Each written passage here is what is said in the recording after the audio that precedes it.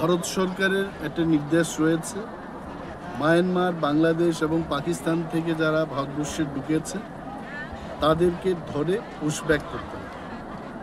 তো যেখানে আসাম বা গুজরাট বিভিন্ন রাজ্যে যেভাবে পুশব্যাক প্রসেস চলছে, এখান থেকে আমরা ত্রিপুরার নাগরিক, ভারতবর্ষের নাগরিকবৃন্দ আমরা খুব খুশি যে আমাদের দেশে এইরকম বেআইনি অনুপ্রবেশ হবে কেন।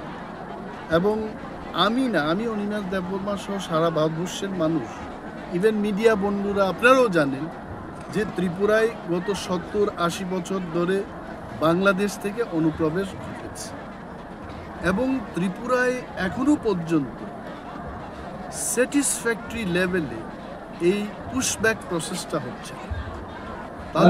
প্রশ্ন জাগছে যে মাছ ধরার জন্য যে নির্দেশটা দেওয়া হলো, এটা কি যিনি মাছ ধরবেন যে জালুয়া, এই জালুয়ার দোষ না জালের দোষ, এই ব্যাপারটা আমাদের প্রশ্ন জেগেছে।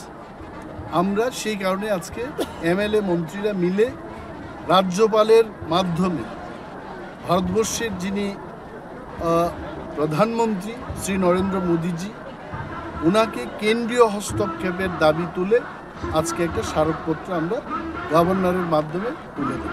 আপনি রাজ্য সরকারের মন্ত্রী হয়েও কেন্দ্রীয় হস্তক্ষেপ চাইছেন সরকারের কাজকর্মে অসন্তুষ্ট? আমি অ্যাজ এ মন্ত্রী ত্রিপুরা সরকারের মাননীয় মুখ্যমন্ত্রীর কাছে আপিল করব যে MTF মোবাইল টাস্ক ফোর্স যে উইংটা রয়েছে, যে উইংটা ইলিগ্যাল ইমিগ্রেন্ট মাইগ্রেন্টদের ধরে পুশব্যাক করা তাদের কাজ, তার একটা শক্তপুক্ত রিভিউ হোক। এজ এ ত্রিপুরামথা পার্টির লিডার ভারতবর্ষের প্রধানমন্ত্রীর কাছে কেন্দ্রীয় হস্তক্ষেপ চাই। Sir, it seems the state government, I have personally raised this issue with the state government. The state government says the situation is not that grave, but we find every day Bangladeshi being caught. Okay? I haven't heard about that, but it is the census says, it is the report from the intelligence department says that Bangladeshis are living in Tripura. If anyone is telling that, I think it needs more clarification and it should be more authentic.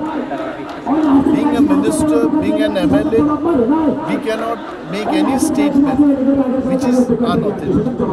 But is there a vote politics hidden behind it for not inaction? See, here we are not for politics too. Our demand is we are Indian citizens, be it ST, be it SC, OBC or from any religion. If they come to our country as per the notification, we must catch them and push them back. That's it. You want the Prime Minister intervention? Yeah, we are definitely going to give the memorandum.